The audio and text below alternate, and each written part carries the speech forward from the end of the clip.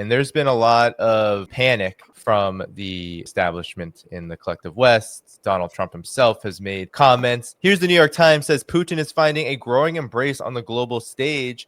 Eurasian leaders eagerly met the Russian leader at a summit. They didn't name the Shanghai Cooperation Organization, but at a summit, as President Trump has helped ease isolation over the war in Ukraine. The SCO summit brought some very concrete developments, especially when it comes to China-India relations. Russia-China relationship has just got stronger with the Power of Siberia pipeline inked. And then there was the parade, the World War II, the victory over Japanese aggression celebration, the 80th anniversary of this. Donald Trump had some choice words about this celebration as the parade was about to start, where he essentially says, please give my warmest regards to Putin and Kim Jong-un. This is his message to China, as you conspire against the United States, and whether Xi Jinping would be mentioning in his remarks about U.S. support to China during the Second World War, maybe not understanding that China was fighting Japan for many, many years before the U.S. entered the war. And then there is just the optics of this, as well as what has been accomplished. And Scott, I want to get your reaction as I pull this up, whether it is Putin, Kim Jong-un, Xi Jinping, all walking together. There's a lot of developments taking place here around this. What was your reaction to all of this? Well, I mean, nothing was unexpected. North Korea sent troops to fight in the Kursk region, 101 dead, successfully repelling, NATO-trained Ukrainian forces. So why are we surprised that Putin and Kim Jong-un embrace? We knew they were going to embrace. We knew they're friends. We know they have a strategic relationship. Xi and Putin have been talking for some time. There's been phone calls going back and forth. I mean, every time these guys meet, it's friendly. None of this takes anybody by surprise who's been watching this. This didn't just happen out of the blue. This is part of, years of solid relations between these guys, these three leaders who have been, who are naturally inclined to support each other to begin with, but have been, compelled to accelerate the pace of their collaboration because of the irresponsible policies of the United States and Europe, and seeking to, target and isolate all three of these countries. So, and if you've been following China's weapons programs, nothing took you by surprise. It's all publicly available. We've talked about it all. It's all there. This is just reality manifesting itself. And, the New York Times and the West is now just waking up to the fact that this is happening. I think one of the things that, again, it's not a surprise, but, people should pick up on is that the dollar is dead. After this Shanghai meeting, the dollar is finished. There's no, whatever chance we had, we being the United States, of retaining not dollar dominance, but dollar relevance, is over. It's finished. It's done. And it's all because of us. It's all because of Scott Bessent. Hey, Donald Trump, if you're listening to this, fire your Secretary of Treasury. It would be the best move you made after firing your Secretary of State. Both Russophobes who don't want to have peace and aren't looking for prosperity. Their policies are destroying America's credibility.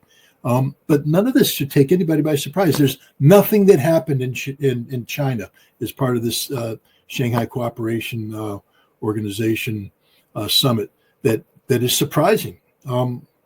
It's you could have written this in advance. Anybody who knows, Danny, you know the area. You could have written this. You could have written this, and you would have been 100% correct. 98. It might have been 2% surprises in there. But the point is, none of this took anybody by surprise, because anybody who's been watching what's going on, this was the most predictable outcome imaginable. So I just see the West, again, just proving just how utterly irrelevant they are. The mainstream media, what a joke. I mean, the New York Times is just literally, I wouldn't even insult my bird by putting it as liner in a bird cage. So anyways, that's my take. Yeah, Andrei, to you, what was your reaction to the events that occurred? Maybe you could particularly talk to some of the things that Scott mentioned that were rolled out militarily. I'll even put one up that all of you can react to as we circle back around. DF-5C intercontinental ballistic missile, which can hold multiple nuclear warheads and has a very big global strike radius. Scott, again, pretty much stated it all. The fundamental thing is Shanghai Cooperation Organization achieved was, apart from many other things, as correctly stated, there's a power of Siberia too, essentially. It is being called now differently, but yeah, it's essentially that's what it is. It is mandatory now. It is inked. And of course, the bank. Yeah. And very many people thought that for example, and let's be very frank with this, Shanghai Cooperation Organization, it's kind of like the, not quite, but in some very remote sense, is the security and military, if you wish, representation of the BRICS economies, and this integration which is happening. And so, obviously, the bank, and you have to understand, when they say that, oh yeah, we are opening this bank, that means what? The preliminary job has been done. All bugs basically have been worked out, and yeah, it's completely independent from the international, what it used to be called international, in reality, dollar system. So dollar will continue to be circulating as another currency, and many people still misunderstood that. They wanted to see some kind of BRICS currency. There will be no BRICS currency. People in China love their yuan, Russians love their ruble, Indians love their rupee, and on and on and on. But there will be obviously the mechanism in place, which will be, conversion, so to speak. They might come up with some convertible unit, so something similar like it was with the French franc at some point of time. Not French franc, pardon me, Swiss franc, when in terms of the international certain international accounts. So it's probably something like this, but it is absolutely irrelevant. It's like what happened with Lloyd. That is why British London, the official London, hate Russian gods. They said, oh yeah, we will not insure your ships. Russia said, okay, we will. We are much richer than you are. You are paupers. We are a very rich, wealthy country. And guess what? That was it. So suddenly, this is very simple, really. And yeah, Scott absolutely correctly stated that it wasn't a surprise to anybody who has a half brain actually remaining and who has the IQ above room temperature in Fahrenheit, that to see what is happening. We have been warning, all of us, Garland, Scott, me, a bunch of other people, about this coming for years. For years. It's not like we said this, oh yeah, look at my blog, for example, 2014. I already stated, boy, United States and combined West, screwed it up, essentially, after the events in Crimea and then the start, essentially, of the war in Ukraine, which started really in 2014, not really 2022. So, and yeah, that's the new world, brave new world. That's the new reality. Militarily, it's already now the most powerful military bloc. So whatever will be happening after that, there will be basically the arrangement phase of things, how they settle, they set up the mechanisms, economic mechanisms. And in terms of military, yeah, Russians and Chinese, they are very close. It's not a secret that there are joint, not only exercises, now they jointly fly patrols. Now there is a next one jointly doing the submarine patrols in the Sea of Japan and what have you. So yeah, it's the new world. What can I say? Garland, your reaction to the events that happened at the SEO as well as the parade? Well, my first thought was this. Okay, so Russia and its allies are building pipelines, right? And you've got, China, Russia putting together big money to do it. Why? Because there's a certain level of trust. They've got other countries they're going to have to go through. Meanwhile, the West is blowing up their own damn pipelines. The United States is blowing up Germany's pipelines. Denmark's helping them cover it up. There's no honor amongst thieves in the West. They're robbing each other, blowing up each other's infrastructure. There is absolutely no trust. Now they're covering it up, hiding it up. I mean, they have to hide it and all this kinds of stuff, while the trust there is certainly present. And you couldn't, I put it like this. What company in their right mind, if they were in Europe now, would invest in some gigantic pipeline project, knowing that if at any point the U.S. empire decided they didn't like that project, they'd blow it to hell, and their own government would help them cover it up? Those types of massive infrastructure projects right now are a thing of the past.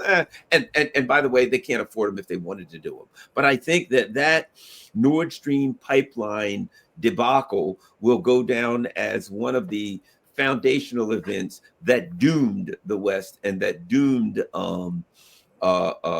Europe and Germany's industrial machine. And if right now, no one, I don't think, would sign the kinds of contracts that have been signed at the SCO, that have been signed at, probably Vladivostok and St. Petersburg and some of these other major economic forums they have. You just don't do that in Europe because there's no guarantee that at some point, for some political reason, that it won't get blown to smithereens. So I see trust. I see a willingness to invest. And I see people who will come together. The only issue they'll have is, they'll probably have to have drones and cameras and things like that to protect their pipelines and their infrastructure from these lunatics. But they will be able to proceed forward with these kinds of projects that require trust and major financial investments. For you, Andrei, Mr. military analyst, your expertise, talk about the message that this sends, because China did roll out this what's called the Dhaiphong, the East Wind FC strategic international nuclear missile, which has a powerful strike range. It's important to note, I'll just say this, that China does have a no first use policy, but they did show this during the parade, and many people reacted to it very strongly.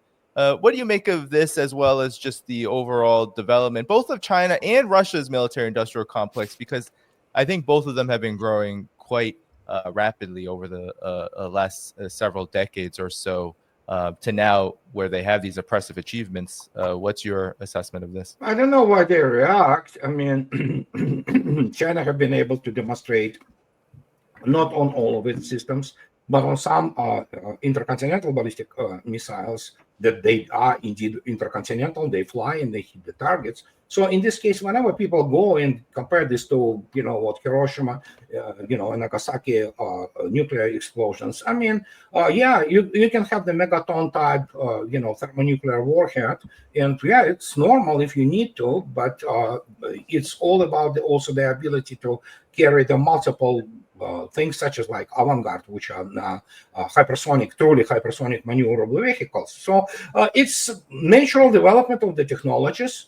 And what can I say? It's normal. I mean, it's you would expect with the from the country with immense economies, industrial economies such as China, and definitely very fast developing scientific, applied science fields, that they will be able to develop something like this. It's absolutely no surprise, and I don't know why people just going bananas over it. China simply demonstrated that here's the capability. They rolled it out on the Tiananmen and showed it to the world that we're capable.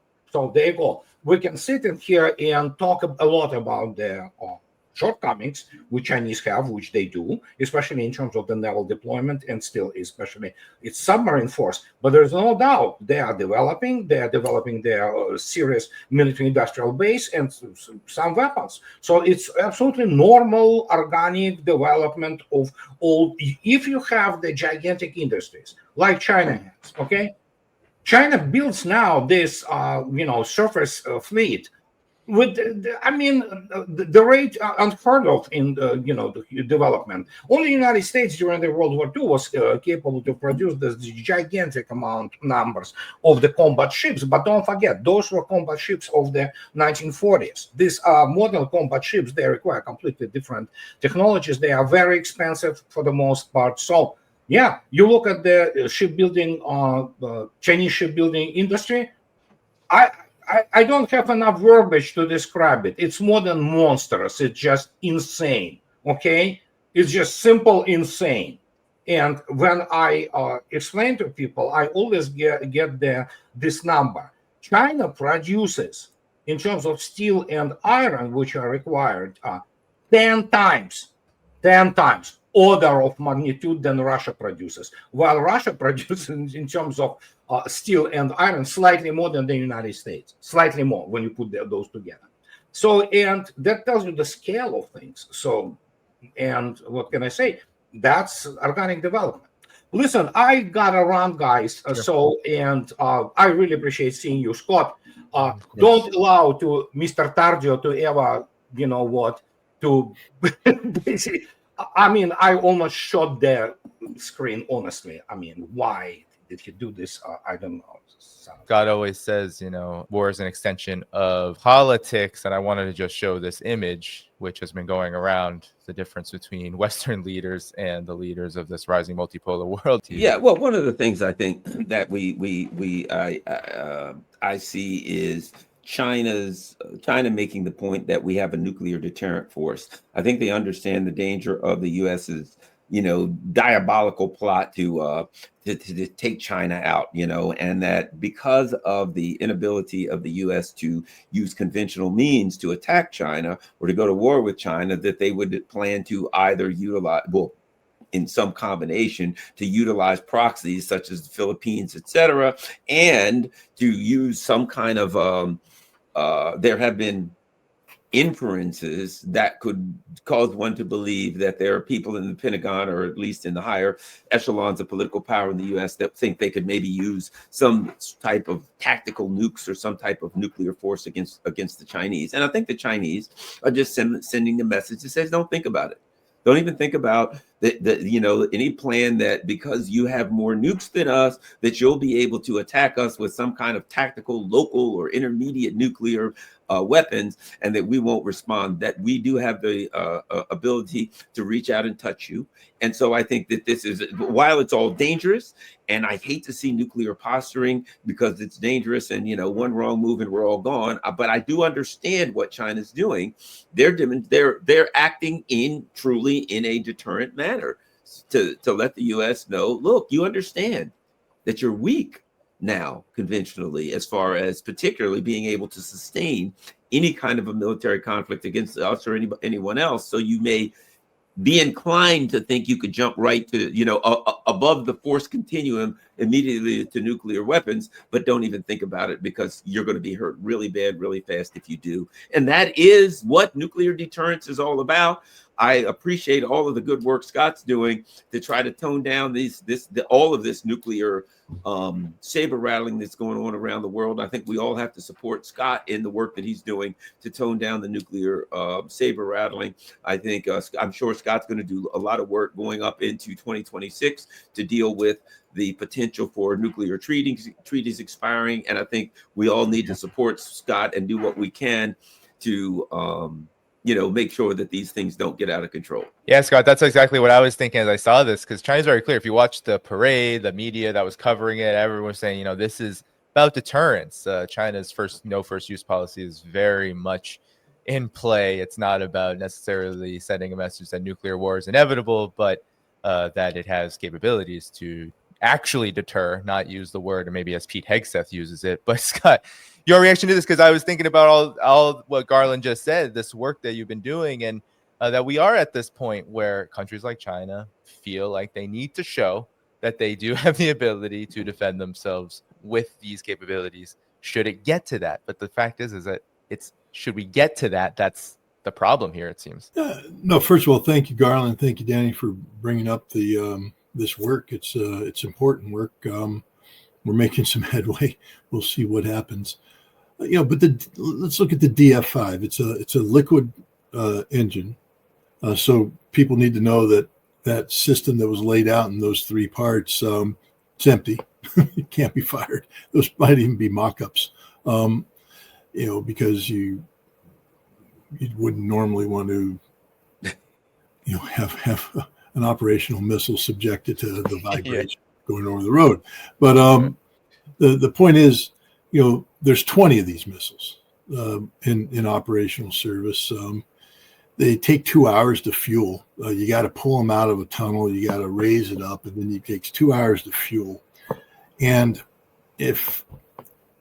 I guess if we ever get to that point, China will have taken out American, so we wouldn't know that they're doing this, but it's not a first strike weapon. It's literally just a weapon that says we have the ability to reach out and touch you and do some serious damage if if this war went south. 12 independently targeted warheads per 20 of those, that's 200 and got 40 cities that are gone, American cities. That's called nuclear deterrence. The Chinese have a better system. It's a DF-41. It's a solid rocket system in a silo. They built, I forget, 1,000 silos, and they've got a couple hundred of these, and they move them around like a giant shell game in Western China. And the U.S., in order to take them out, would have to hit all 1,000 silos to be sure, and that means a warhead per, but you got to put 2 warheads. That's 2,000. That's more than all the warheads we have under the New START Treaty. But we live in a very dangerous world. China is playing catch up right now. This is one of the big, destabilizing realities we have is that, because of the irresponsible policies of Donald Trump and Joe Biden, we have redesigned our war plans now so that we are talking about the potential of nuclear preemption of China. We've redone our warheads. Ted Postal is very good about this, talking about the fusing mechanisms on the W-76 warheads that are on the Trident submarines. But the Chinese are saying, well, wait a minute. So you guys are planning to preempt us, to take us out, to take away our deterrent. Well, then we're just going to build a whole bunch of nuclear weapons. We're going to get up to parity. But from the American perspective, let's say China has 1,550 deployed warheads. Russia has 1,550 deployed warheads. We have 1,550 deployed. We don't sit there and go, well, that's 3 equal nations. We go, well, that means that the Russians and the Chinese together have 3,100 warheads, and we're screwed. We got to get ahead of this curve. We got to stop this arms race before it gets going. But it's going to require the United States to be the responsible party, because the reason why the Russians modernized their nuclear forces and the Chinese are upgrading theirs and expanding theirs is because of irresponsible policies on the part of the United States that dates back to George W. Bush withdrawing from the ABM Treaty back in 2002. Donald Trump withdrawing from the INF Treaty in 2019. And now Donald Trump perhaps letting the New START Treaty, the last remaining arms control treaty, expire on February 4th or 5th of 2026. And if it's gone and there's nothing in its place, what's that old saying, Katie bar the door, we're off for the races. It's going to be ugly. So yeah, it's an important issue. And it's sometimes hard to keep focus on it because you take a look at everything else that's going around, not just in Ukraine, but you have the Iran danger taking place, nuclear armed Israel. You have now the expansion of the conflict with the Houthi. You've got Gaza, and always over there on the horizon is Taiwan, just waiting to be invaded. Apparently, so we live in a very dangerous world, and I think the world would be a better place if we could stop the spread of nuclear weapons and begin to live up to the promise of the NPT, not just stopping the spread, but actually starting to get rid of nuclear weapons. You don't need it. I was speaking with somebody, an analyst from Switzerland the other day, and he just basically said mutually assured destruction is just a fancy way of saying suicide. And, that's how we have to look at it. As long as we have nuclear weapons, we're literally just preparing to commit suicide. And I don't know. I think it would be a better world if we weren't preparing to commit suicide. Garland, any final comments? One of the things that I found interesting was the New York Times saying that, Trump is easing Putin's isolation. And as absurd as that may sound to us, having, paid attention to what was going on and followed this thing from the beginning and understanding that, isolation simply means the West doesn't like, the U.S. and its vassals or its allies, whatever you want to call it, doesn't like them. We understand that the majority of the world sees Russia as an integral, very important part of their future. It just shows me the level of delusion that we're dealing with and the level of propaganda that we're dealing with to put the American people in a situation where they're not able to make proper decisions, political decisions, decisions about their future and their children's future, because they've been so misguided, misled, and propagandized by the U.S. media. So again, guys, it's very important. What you're doing, Danny, what you're doing, Scott, what I whatever I try to do. What we're doing is critical. What we're doing is important, because you don't have a democracy. You know, all this talk of democracy, I don't care what the voting looks like. I don't care if you use machines, paper ballots, all of these things. If people are voting because they believe that one guy's a werewolf and the other guy's a zombie and the other guy's a vampire, I don't care how pure the system is, you don't have democracy without informed voters, without an informed electorate. So I think it's important, Danny, keep up the good work, Scott, also, and we continue to try to inform the electorate and everybody in the chat. The most important thing you guys can do, and girls, is to share this stuff on all your social media platforms. So that's kind of my